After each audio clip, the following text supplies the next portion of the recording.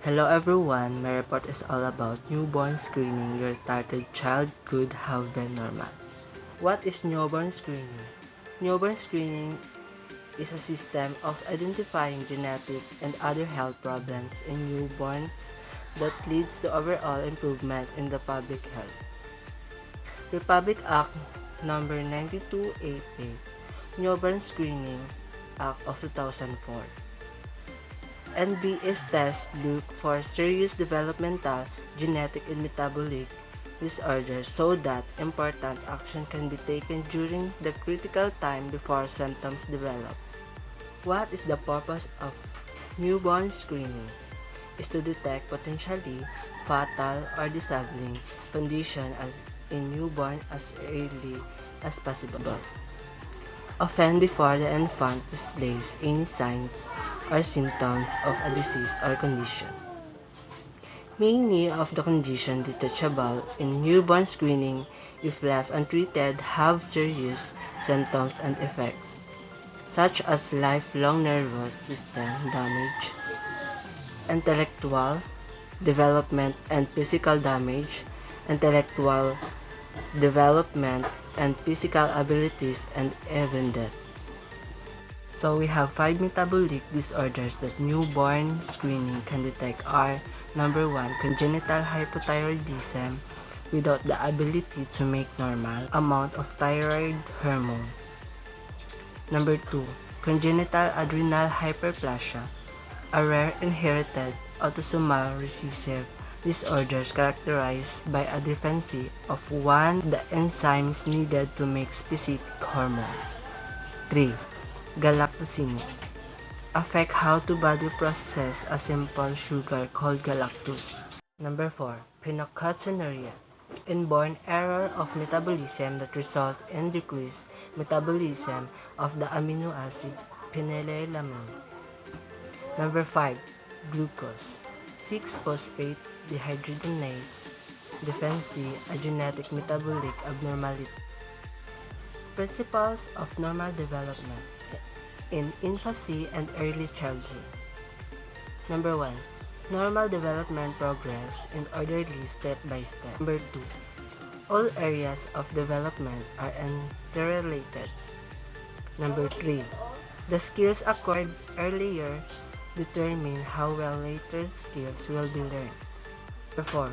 Although there are development milestones in each of the growth areas, children manifest individual differences in their rate of development. Each child develops at his/her own pace. I will cite some activities that normal development in infancy and early childhood. For the gross motor skill activity, the activity for the age 1 month raises chin while lying on stomach. Age of 5 months old, sits on lap grasped objects. Age of 12 months old, walk with help, walk alone. Age of 20 months old, walk carrying objects. Age of 2 years old, kicks ball without overbalancing. Age of 3 years old, stands on one foot without falling over. For the receptive language, age of 11 months old, understand few words. Age of 1 year and 5 months old, point the 3 name body parts on request. Age of 2 years old, understand 200 to 400 words. Age of 3 years old, understand 800 words. Age of 4 years old, understand 1,500 words.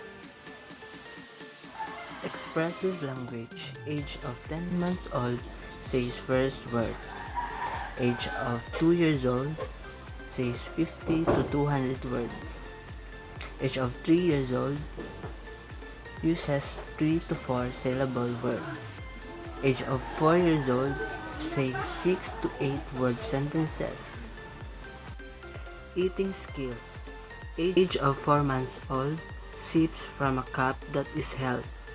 Age of 7 years old, hold on bottle. Age of 1 year old, holds up with two hands. Age of 2 years old, can hold small glass with one hand. Age of 3 years old, can use fork to get food. Age of 4 years old, can help set table. Age of 5 years old, can use a knife to cut food. Age of 6 years old, can set the table without assistance. Dressing skills. Age of 1 years old, holds out limbs when dressing. Age of 2 years old, pull up pants. Age of 3 years old, can unbutton clothes. Age of 4 years old, can dress and undress. Age of 5 years old, can zip up and down. Grooming skills. Age of 5 months old, crying when removed from bathroom. Age of 1 year and 6 months old, can open and pull the drawer. Age of 2 years old, can wash face and hand but not well. Age of 4 years old, can brush teeth alone. Age of 5 years old, brushes hair alone. Toileting skills. Age of 4 months old, some delay shown between feeding and elimination. Age of 1 year and 5 months old may indicate wet pants. Age of 2 years and 6 months old, climb on to toilet by self. Age of 4 years old, stay dry and nap.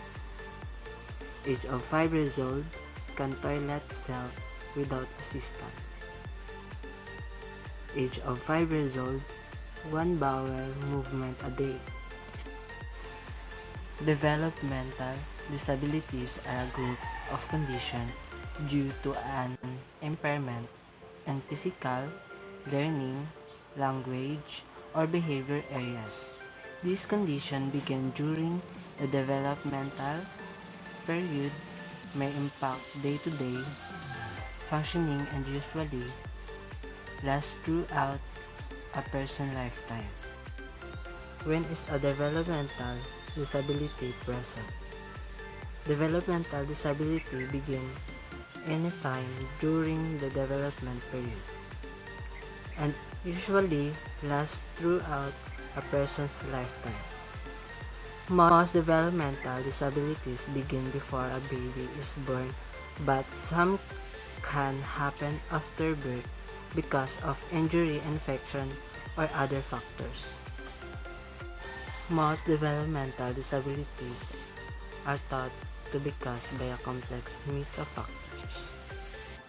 These factors include genetics, parental health, and behaviors, such as smoking and drinking during pregnancy, a complication during pregnancy, or the baby might have very early in life.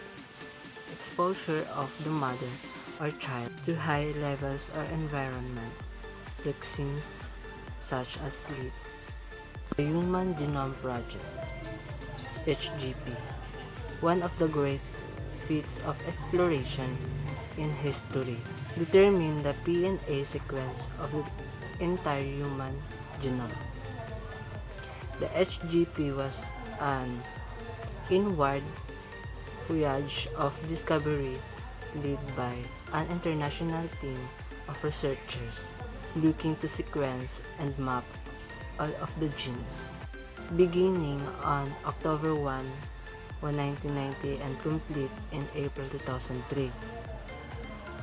HGP gave us the ability for the first time to read nature's complete genetic blueprint for building a human being. Human Genome Project's results. In 2003, an accurate and complete human genome sequence was finished 2 years ahead of schedule and at cost less than the original estimated budget. Human Genome Project timeline of events. key moments and press releases from the history of the Human Genome Project. Thank you for watching.